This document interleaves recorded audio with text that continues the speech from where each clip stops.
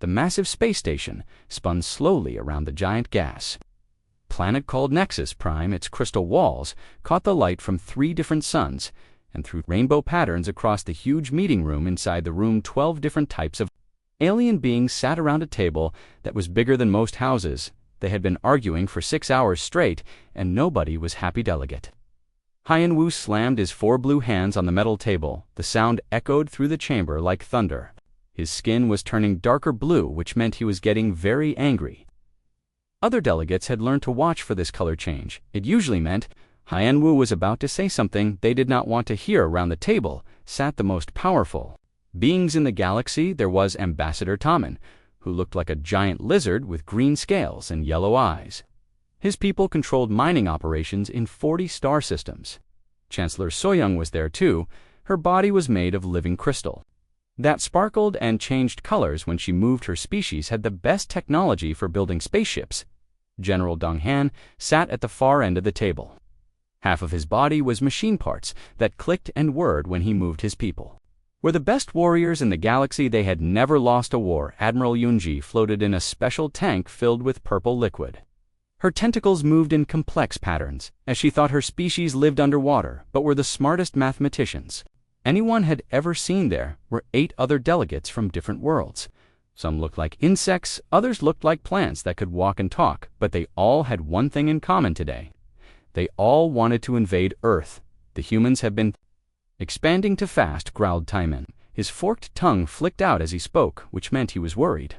In just 50 years, they have taken over 15 different star systems. Their metal ships are everywhere. Now they have trade routes that go halfway across the Galaxian. Wu shook his head so hard, his antennae wobbled back and forth. And your solution is to attack them. Have any of you actually studied these creatures? He pressed a button on his wrist device, and suddenly the air above the table filled with moving pictures. The other delegates saw images of human cities with tall buildings reaching toward the sky. They saw human armies marching in perfect lines. They saw human spaceships that looked crude and simple compared to alien technology. But there was something in these images that made some of the delegates feel uncomfortable. I spent 3 years living on their planet as a cultural observer. Hyan Wu said, his voice getting quieter. What I learned there scares me more than any weapon we have ever built. Chancellor Soyoung leaned forward. Her crystal body caught the light and threw sparkles across the table. Scares you? They are just another young species with basic technology. Our fleets could destroy them in a few days. That is exactly what worries me, Hyan Wu replied. You see simple weapons and think they are weak. I see something much more dangerous. I see determination. He changed the pictures floating above the table. Now the delegates saw scenes from human history. They watched humans fighting wars with swords and shields. They saw humans climbing mountains so tall that the air was too thin to breathe. They watched humans diving deep into oceans that could crush their bodies. They saw humans building machines to fly, even though they had no wings. During my time on Earth, I studied their conflicts. Hyan Wu continued, these beings have been fighting each other for thousands of years. But not like we fight wars. They do not fight just for land or resources. They fight for ideas, for beliefs, for things they cannot even touch but believe are more important than their own lives. The room became very quiet. The delegates stared at the images floating above them. They saw human soldiers charging into battle against impossible odds. They saw humans refusing to surrender, even when they were completely surrounded. They saw humans choosing to die rather than give up. Look at this madness, Hyan Wu said, pointing at an image of humans strapping themselves to giant rockets. They tie themselves to controlled explosions just to reach space. They explore places that will kill them. They call it adventure. He showed them more images, humans walking on the surface of their moon, wearing bulky suits, humans sending tiny robots to other planets just to take pictures. Humans building telescopes to look at stars so far away, the light took millions of years to reach them. They are curious about everything, Hyan Wu explained, even things that serve no practical purpose. They climb mountains because the mountains are there. They dive to the bottom of oceans because they want to see what is down there. They shoot themselves into space because they want to know what is out here with. Ustaluget, Ji-hoon, clicked his mandibles together. The sound was like breaking sticks. His insect eyes reflected the light as he moved. This reckless behavior proves nothing. Our war machines are far superior to anything they have var. They challenged, he changed the images again. Now they showed human children playing games. The alien delegates watched in confusion as small humans ran around pretending to fight monsters and evil Armazai.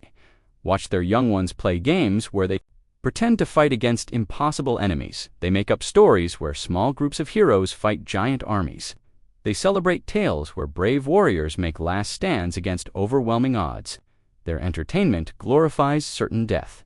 What kind of species finds inspiration in hopeless battles? More images appeared. These showed human movies and books and games.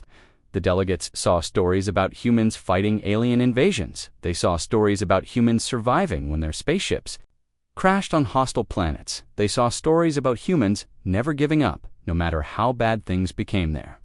Military training is not just about winning battles, Hyan-Wu continued. It is about making the enemy pay such a terrible price that victory, it becomes meaningless. They have a saying, from my cold dead hands, they mean it exactly as it sounds. He pulled up data about human military history. The numbers made several delegates shift uncomfortably in their seats. Humans had fought wars where millions died rather than surrender. They had battles where soldiers fought to the last person. They had entire cities that chose destruction rather than defeat. Look at this conflict they called World War II. Hyan-Wu said the images showed burning cities and massive armies fighting across continents. One group of humans decided they wanted to control the entire planet. The other humans fought them for 6 years of total war where they turned their entire civilization into a weapon. Delegates watched scenes of human factories working day and night to build weapons. They saw human civilians learning to fight. They saw human scientists working to build bigger and more terrible weapons. They saw a species that had turned warfare into a science, and at the end, Hyan-Wu said they built a weapon so terrible that they were afraid to use it. But they used it anyway because they would rather destroy cities than lose the war. The room was completely silent now. Even the mechanical parts of General Dong Hian had stopped clicking. The delegates stared at the images of mushroom clouds rising over human cities. They built weapons that could destroy their own planet, Hyan-Wu said quietly, and then they built more of them just in case the first ones were not enough. They spent decades pointing these weapons at each other, ready to destroy their entire world, rather than let their enemies win. This is what you want to fight: a species that would rather burn their own planet than surrender to invaders, a species that thinks dying gloriously is better than living in defeat, a species that has spent their entire history preparing for a war exactly like the one you want to give them. General Dong Hyun finally spoke, his mechanical voice echoing in the silent chamber. You are suggesting we should fear primitives with chemical rockets? I am suggesting, Hyan-Wu replied, that you should fear a species that has never learned how to quit. Hyan-Wu could see that some delegates were still not convinced.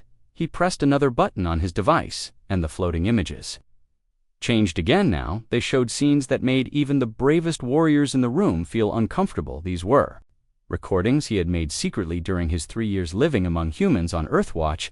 This carefully, he said, as the first video began playing. It showed a human woman named Minyoung climbing up the side of a mountain during a terrible storm. Snow and ice were everywhere. The wind was so strong it could blow her off the cliff, but she kept climbing higher and higher. I asked her why she was doing this. Hyan-Wu explained. She said, because it is there. That was her complete answer. She was risking her life for no practical reason except that the mountain existed. The next video showed a human man named Wu Jin diving deep into the ocean. He had only a small tank of air on his back, but he kept swimming down into the dark water where creatures with sharp teeth lived. When I asked him why, he said he wanted to see what was at the bottom. He almost died just to satisfy his curiosity. This proves they are foolish, not dangerous. Wu shook his head. That is where you are wrong. Watch this next recording. The new images showed human soldiers in training. The delegates watched as groups of humans crawled through mud under heavy metal nets. They carried heavy packs and weapons while running for hours. They practiced fighting until they collapsed from exhaustion. Then they got up and practiced more. But this was not the strange part.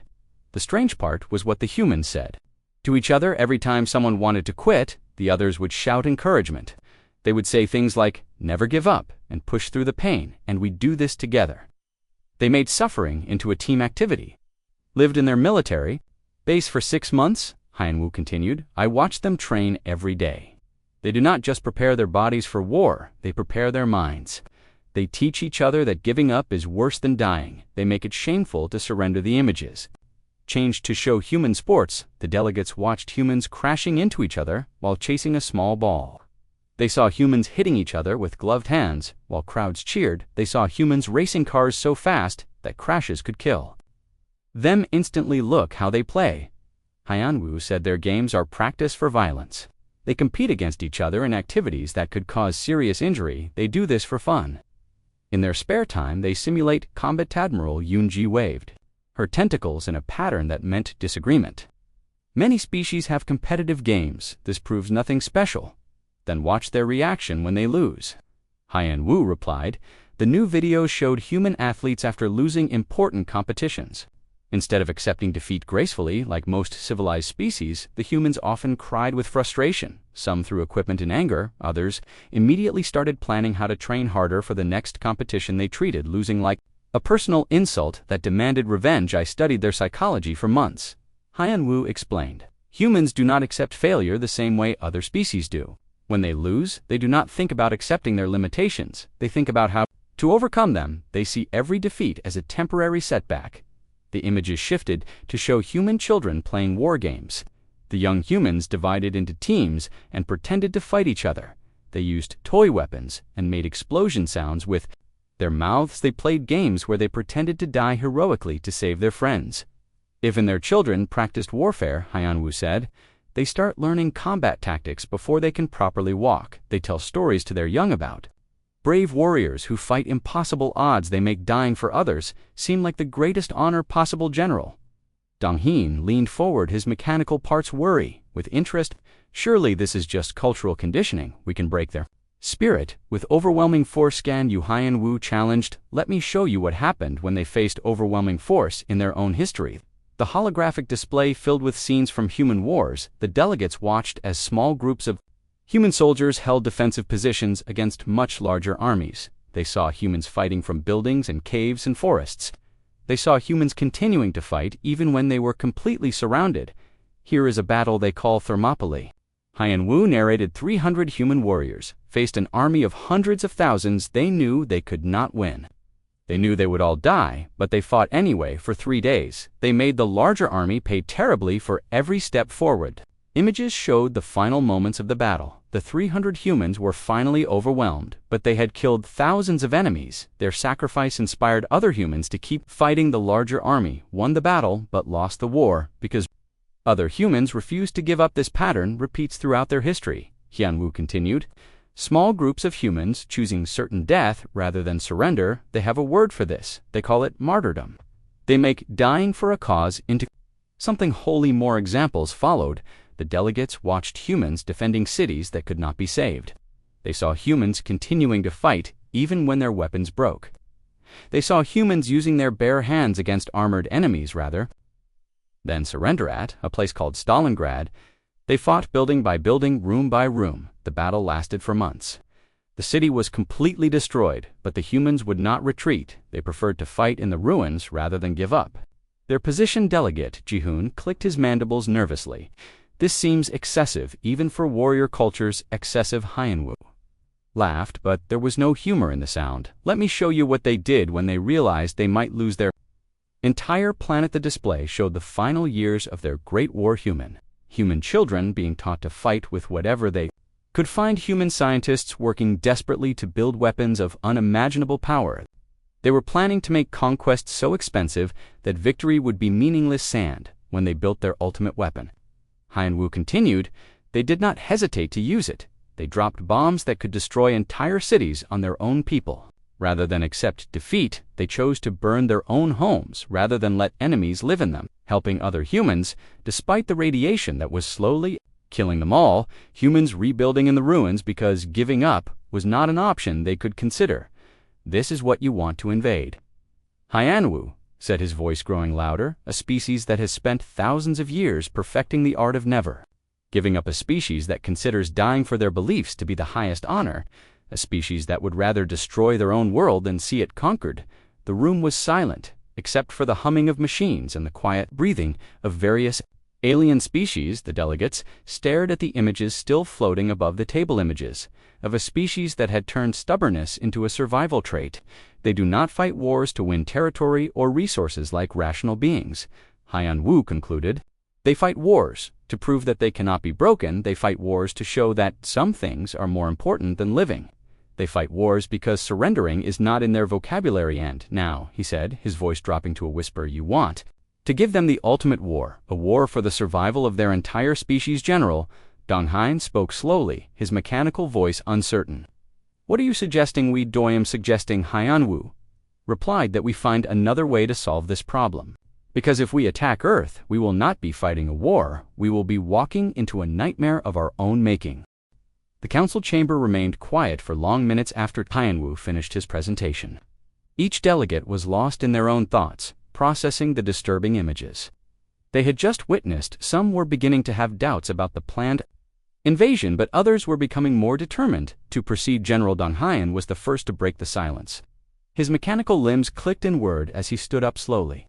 The half-machine, half-organic being towered over the council table, casting long shadows across the crystal floor. His red optical sensors swept across each delegate before settling on Haiyan Wu. Delegate Haiyan Wu, your concerns have been noted and recorded, the general said in his artificial voice, but they do not change the fundamental reality of our situation.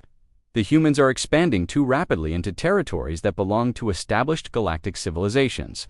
They must be stopped before they become a greater threat. Admiral Yunji floated higher in her liquid-filled tank. Her tentacles moved in complex mathematical patterns as she calculated probability matrices. The numbers dancing through her mind showed overwhelming odds in favor of the galactic fleet. The statistics are clear, she announced to the council. Our combined fleet consists of 300 warships. Each vessel carries weapons capable of destroying entire cities. Our shield technology can withstand any primitive projectile weapons the humans possess. Our energy beams will slice through their metal hulls like cutting through soft vegetations. Chancellor Soyang's crystal body began to glow brighter as she prepared to speak. The rainbow patterns shifting across her surface indicated she was accessing the collective knowledge of her species. We have studied their technology extensively. Their ships are crude constructions held together with welded metal plates. They use chemical propulsion systems that are thousands of years behind our own capabilities. She gestured toward the holographic display that still showed images of human spacecraft. Their largest battleships are smaller than our escort vessels. Their weapons fire solid projectiles instead of pure energy.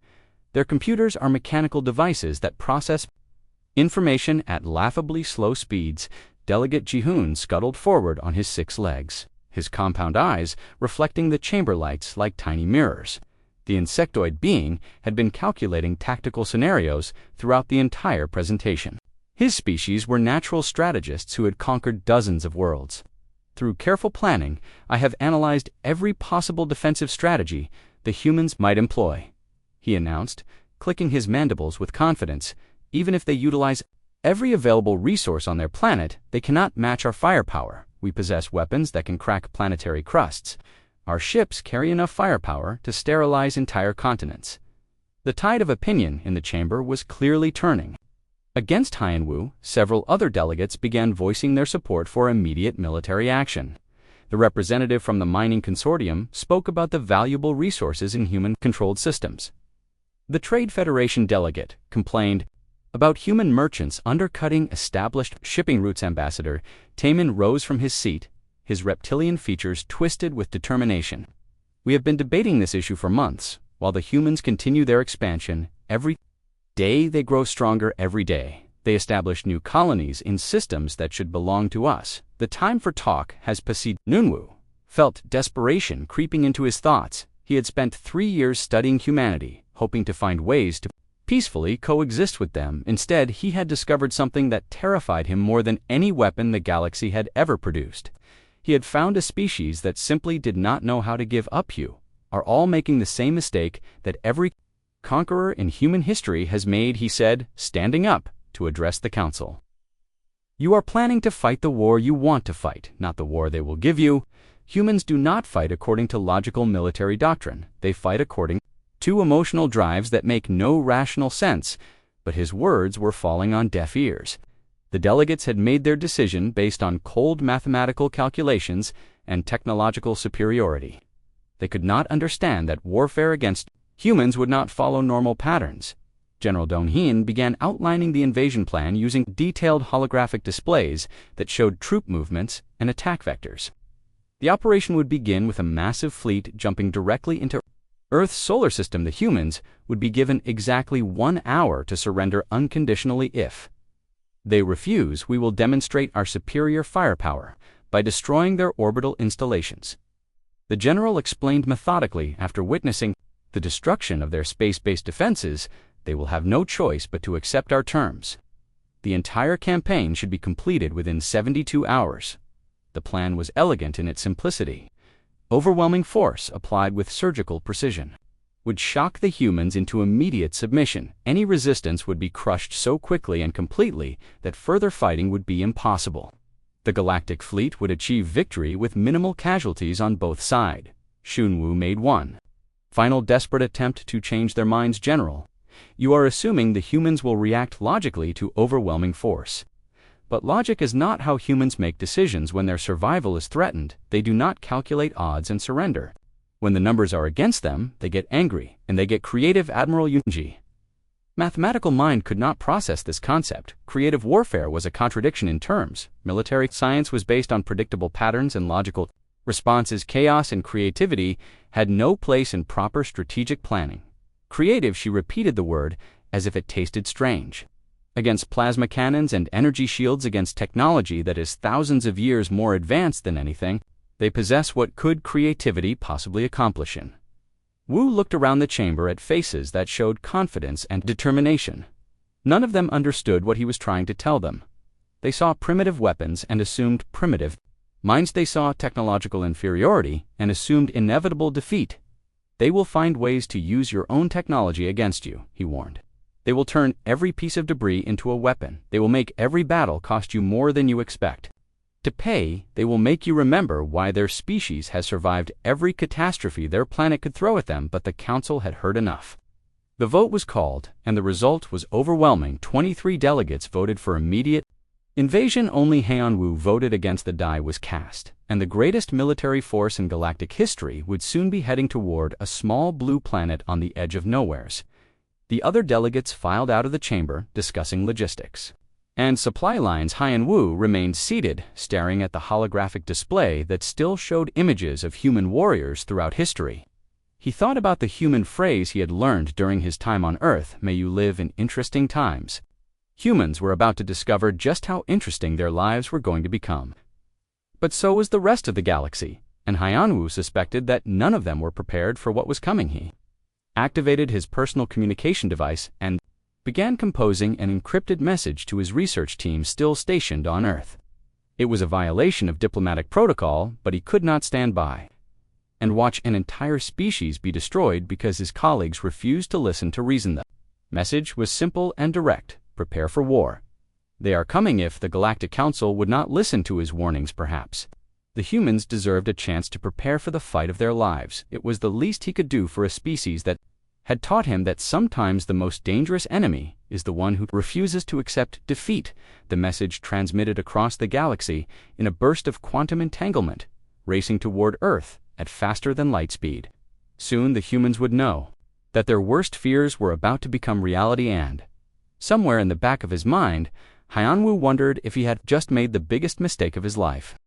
6 months after the Galactic Council made their decision, the largest military fleet in galactic history emerged from hyperspace at the edge of geometric formation. The sight was both beautiful and terrifying, as the massive vessels blocked out entire sections of Starfield. General Dong Haiyan stood on the bridge of the command ship, studying tactical displays that showed the primitive human defenses scattered throughout their solar system, a few orbital stations, some communication satellites, and perhaps 50 small warships that looked like toys compared to his mighty fleet. The general activated the Universal Communication System and broadcast his ultimatum across all human frequencies. His mechanical voice carried the weight of absolute authority as he delivered the message that would: we represent the combined military might of 12 galactic civilizations. You have exactly 1 hour to surrender unconditionally. Any resistance will result in the complete destruction of your planet. Submit now, and you will be allowed to live." As subjects of the Galactic Council, the transmission ended, and the massive alien fleet waited in the cold vacuum of space, confident that their overwhelming display of power would shock the humans into immediate submission. Surely, no rational species would choose to fight against such impossible odds. Exactly 59 minutes later, the human response came through on the same communication channel. Transmitted from the Bridge of Humanity's largest warship, a vessel that was dwarfed by even the smallest alien craft. The message was brief and delivered in a calm, steady. Stared at his communication equipment, wondering if there had been some translation error. Surely the humans understood the hopelessness of their situation.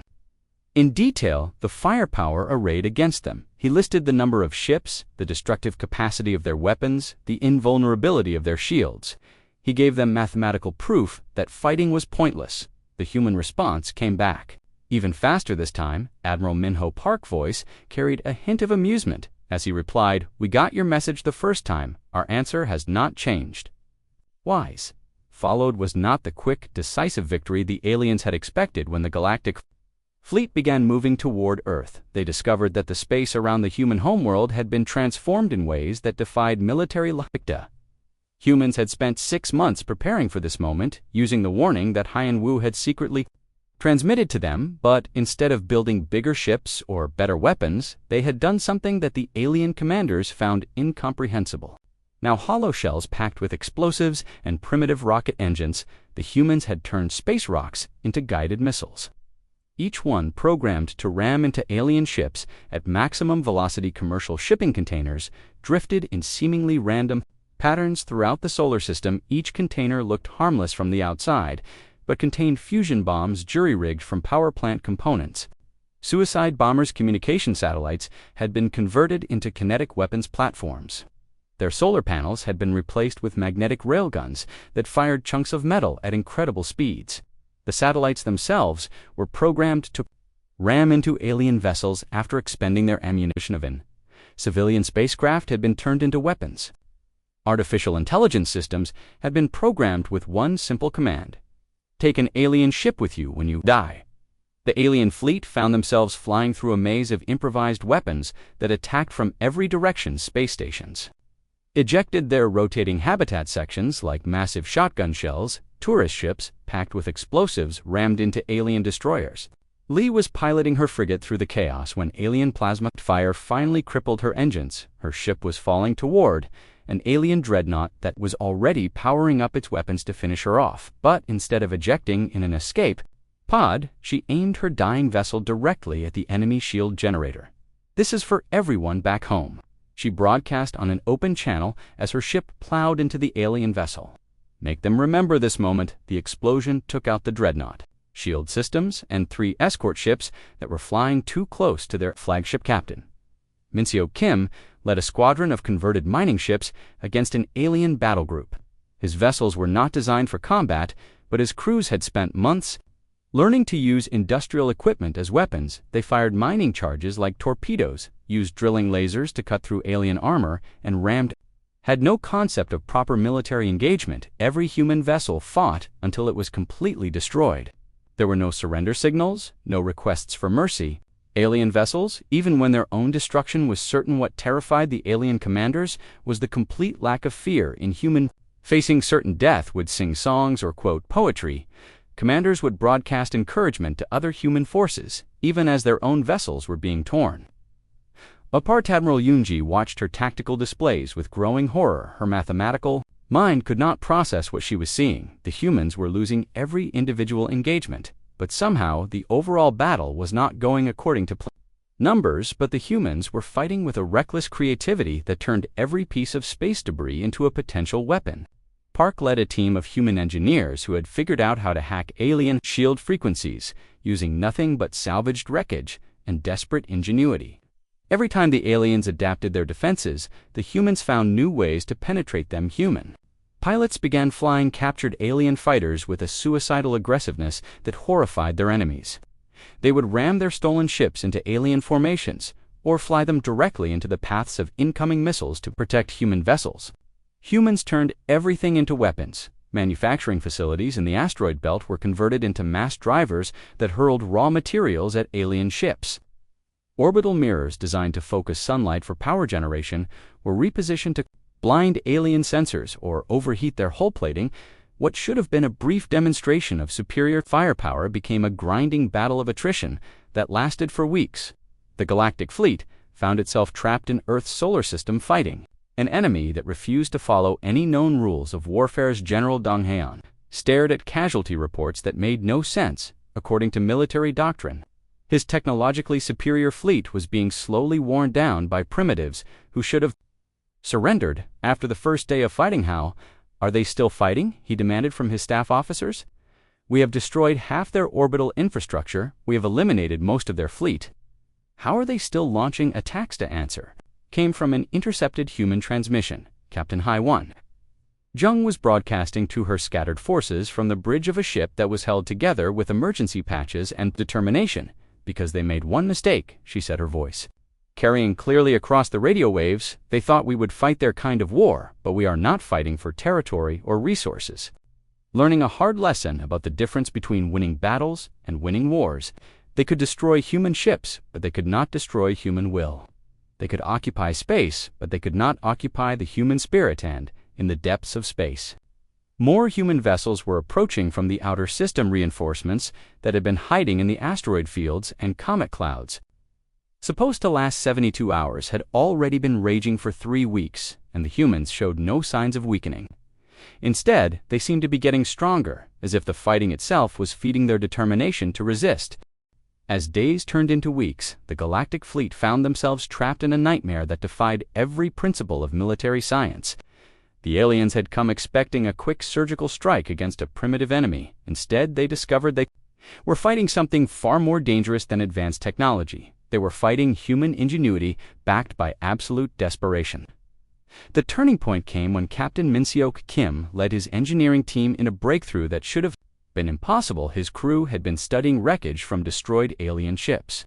Trying to understand how their energy weapons and shield systems worked, what they discovered changed everything. Every piece of alien technology we capture teaches us something new, Kim reported to Earth Defense Command. During a brief lull in the fighting, their weapons use frequency modulation that can be reversed. Their shields operate on harmonic resonances that can be disrupted. We are learning faster than they can adapt. The human engineers had done something that the aliens considered impossible. They had reverse-engineered advanced technology using nothing but salvaged parts. Needed years of careful research. Humans were jury-rigging solutions. Indeskim crew had figured out how to turn alien energy weapons against their own ships. Signals they learned to hack alien computer systems using human programming languages that the aliens had never encountered. But the real breakthrough came when they realized that alien technology was designed for predictable warfare. The aliens built their systems to counter known threats using established countermeasures. They had never faced an enemy that would try to make a shield generator explode by feeding it music. Human creativity was turning into a weapon more devastating than any bomb. The aliens discovered that humans would try anything, no matter how ridiculous it seemed, if there was even a small chance it might work. They turned communication arrays into jamming devices. They used gravity generators as weapons. They reprogrammed alien life support systems to produce poisonous gases. Dr. Sujin Park made another disturbing discovery while interrogating captured alien prisoners. Considered normal, they are not used to this kind of fighting, she reported to military headquarters. Their military doctrine is based on formal engagements with clear objectives and surrender protocols when one side demonstrates overwhelming superiority. The other side is expected to yield. She had been studying alien psychology, trying to understand how their minds worked. What she found was a species that had grown comfortable with predictable conflicts. Wars in the galactic community followed established patterns with rules and limitations that both sides understood. But humans had never learned to fight polite wars. Throughout their history, combat had been a desperate struggle for survival. Where anything that worked was acceptable, the concept of fighting fair was something humans applied to sports, not warfare. The aliens are genuinely confused by our refusal to surrender. Park continued, they cannot understand why we keep fighting when the mathematical odds are against us, their own species. would have negotiated a peace treaty after the first week of losses. This psychological advantage was becoming more important than technology. Human forces began broadcasting messages directly to alien ships, explaining exactly what would happen. To anyone who tried to invade Earth, the messages were delivered in calm, reasonable voices that somehow made them more terrifying. "We'll never stop fighting," one broadcast explained. "We will turn every piece of metal in this solar system into a weapon. We will fight you with rocks if we have to. We will make this invasion cost you more than your entire civilization can afford to path it." Aliens began experiencing something they had never encountered in warfare: fear of an enemy that was technologically inferior. Their own troops started requesting transfers away from the human front. Some alien commanders began suggesting that perhaps the invasion speed pilots who had been flying cargo haulers 6 months earlier were now executing complex military maneuvers in captured alien fighters. Human Marines were boarding alien ships using nothing but improvised weapons and sheer audacity. Wu Jinli led a boarding party that captured an alien cruiser by exploiting a weakness in their airlock systems. His team used welding torches and mining equipment to cut through alien armor, then fought their way to the bridge using weapons they had built from spare parts. The aliens fought bravely, but they were not prepared for humans who treated boarding actions like extreme sports. Li crew moved through the alien ship like they were having fun, turning a life-or-death battle into what they called an adventure. "When we took their command center," Li reported later, "their officers seemed more shocked than afraid. I think they expected us to follow some kind of protocol. Instead, we just started pressing buttons to see what would happen." Human unpredictability was becoming a strategic weapon. The aliens could not plan effective countermeasures against an enemy whose tactics changed constantly based on whatever resources happened to be available at the moment. Human commanders stopped trying to fight according to military doctrine. Instead, they encouraged their forces to be creative, to try new approaches, to treat each battle like a problem-solving exercise with deadly consequences. Colonel Haiwan Zheng exemplified this new approach to warfare when her battalion was cut off behind enemy lines. Instead of trying to fight their way back to human forces, she led them on a rampage through alien supply depots. Her troops lived off captured alien rations and used alien equipment to attack targets that were supposedly secure. "We are not trying to win battles in the traditional sense," Zheng explained during a rare communication with Earth Command. "We are trying to make the aliens understand that conquering us will cost them everything they have." The psychological impact of this approach was devastating to alien morale. Their forces had expected to fight disciplined military units. Instead, they found themselves battling what seemed like an entire species of military irregulars who treated warfare like a creative art form. Back on the alien command ship, General Dong Hian studied casualty reports that showed patterns he did not understand. His fleet was slowly being destroyed, not by superior firepower, but by an accumulation of small, innovative attacks that his strategic computers could not predict or counter. The humans were learning from every engagement, adapting their tactics faster than his forces could respond. They were using alien technology in ways that the original designers had never intended. They were turning every battle into a learning experience that made them more dangerous. Admiral Yunji mathematical models were breaking down completely. Human behavior did not follow logical patterns that could be calculated and predicted. Instead, they seemed to operate on pure emotional drives that turned desperation into a strategic advantage. "How do we fight an enemy that has no consistent strategy?" she asked during a command meeting. "How do we plan against forces that seem to make up their tactics as they go along? How do we defeat a species that treats impossible odds as a personal challenge?" The answer was becoming clear to some of the alien commanders they could not defeat. Humans using conventional military methods, the only way to win would be to completely exterminate the entire species, but that would require destroying Earth itself, and that level of genocide was something the galactic community was not prepared to consider. The invasion fleet that had come to demonstrate galactic superiority was learning that some enemies cannot be conquered through superior technology. Some battles cannot be won through overwhelming force, and some species simply refuse to accept defeat no matter what the cost. The humans were teaching the galaxy a lesson that would reshape interstellar politics for generations to come. The most dangerous enemy is not the one with the biggest weapons, but the one who will never stop fighting. 8 months after the invasion began, Delegate Hyanwu arrived at the edge of Earth's solar system aboard a diplomatic vessel. He had come to witness the aftermath of warnings that nobody would listen to what he found was a graveyard of alien ambitions.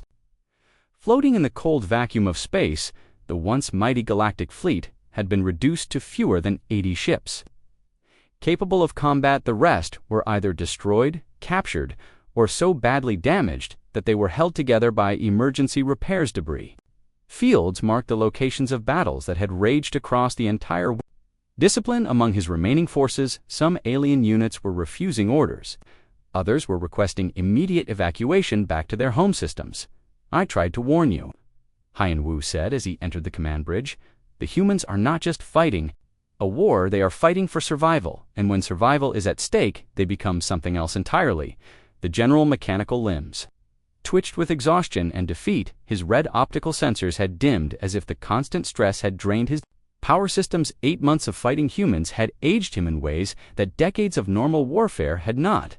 "They do not fight like any species we have ever encountered," Dong Hyan admitted, his artificial voice carrying tones of bewilderment. "We destroy their ships, and they build new ones from the wreckage. We capture their weapons, and they invent better ones."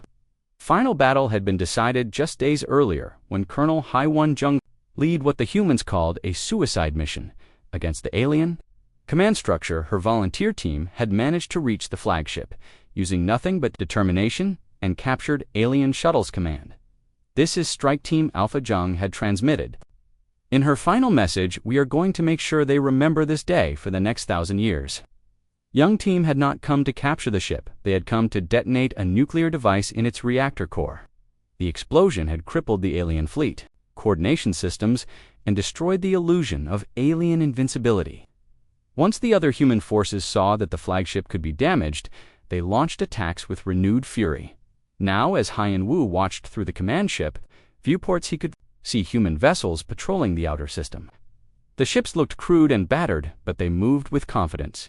Human crews were busy salvaging alien technology and incorporating it into their own designs. "We came here with 300 ships," Dong Hyan continued. "They had maybe 50 vessels when we arrived.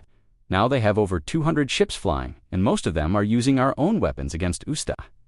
Humans had not just survived the invasion, they had grown stronger from it. Every piece of alien technology they captured became part of their own fleet. Every battle they fought taught them new tactics. Every victory gave them confidence that they could face any challenge. Hyanwu activated his communication device and requested permission to speak with human leadership. The response came from Admiral Min. "No hostility despite everything that had happened. We understand you tried to prevent this war." When Hyanwu transferred to the human command ship, he was amazed by what he found. The vessel was a hybrid of human engineering and captured alien technology. The crew moved with easy confidence, working alongside equipment they had learned to operate through trial and error. Admiral Park met him in the bridge, a space that buzzed with activity as human technicians monitored alien ships throughout the solar system. The Admiral looked tired but satisfied, like someone who had just completed a difficult but necessary task. "Your people fought bravely," Park said, without any trace of anger. "They were following orders and trying to do what they thought was right, but they made one critical mistake. They assumed we would fight their kind of war." Hyanwu looked around at the human crew members who were calmly discussing the surrender terms they would offer to the remaining alien forces. These beings had just survived the greatest military assault in galactic history, and they were already planning their next moves. "What happens now?" Hyanwu asked. "Do you plan to pursue our retreating forces? Do you want revenge for the attack on your world?" Park smiled in a way that was both reassuring and slightly frightening. "We are not interested in conquest or revenge. We just want to make sure this never happens again. We want the galaxy to understand that Earth is not a target that anyone should consider." The surrender negotiations took place on neutral ground at one of Jupiter's moons. Human demands were surprisingly reasonable considering their complete victory. They wanted recognition of human sovereignty over their existing territories. They wanted compensation for the damage caused by the invasion. They wanted assurances that no future military action would be taken against human space. And they wanted to establish formal diplomatic relations with the galactic community. But the most important outcome was not written in any treaty. Had been considering expansion into human space, quietly abandoned their plans. Word spread quickly through diplomatic channels about the species that had turned an invasion fleet into scrap metal using nothing but determination and creativity. Humans became the subject of military studies in war colleges across the galaxy. Delegate Haiyan Wu found himself appointed as the new galactic ambassador to Earth, a position that came with a simple mandate: whatever the humans wanted, the galactic community would try to provide. The council had learned that it was better to have humans as friends than enemies. In his final report to the Galactic Council, Haiyan Wu wrote, "They are not the strongest species in the galaxy, nor the smartest, nor the most advanced. But they are something far more dangerous. They are the species that will never, ever give up." He continued, "We called their defensive, came to demonstrate our superiority, and instead learned humility. We came to conquer, and instead found teachers. The war that was supposed to last 72 hours had lasted 8 months. The species that was supposed to surrender immediately had instead become the galaxy's newest superpower, and the lesson they taught would echo through space for generations." Planet had survived its first contact with galactic civilization and emerged stronger than before. "That we know we are not alone out here," he told his staff. "We have got some exploring to do." Humans had learned that they were part of a vast galactic community filled with different species and civilizations. But they had also learned that their unique approach to problems could make them valuable allies and formidable enemies throughout. Human space construction crews were busy building new ships, incorporating the best of human innovation with captured alien technology. Centuries, but more importantly, it had given them confidence that they could face any challenge the galaxy might present. The species that had spent millennia learning to survive on a hostile planet had discovered that those same survival skills worked just as well in the depths of space. The galaxy had tried to teach humanity its place in the cosmic order. Instead, humanity had taught the galaxy that some lessons come with a price that even advanced civilizations are not prepared to pay. And in the quiet of space around Earth, new human ships patrolled. The system, carrying a simple message to anyone who might be watching Earth, was no longer just another world waiting to be conquered. It was home to the species that had taught the galaxy the true meaning of the phrase, "never give up."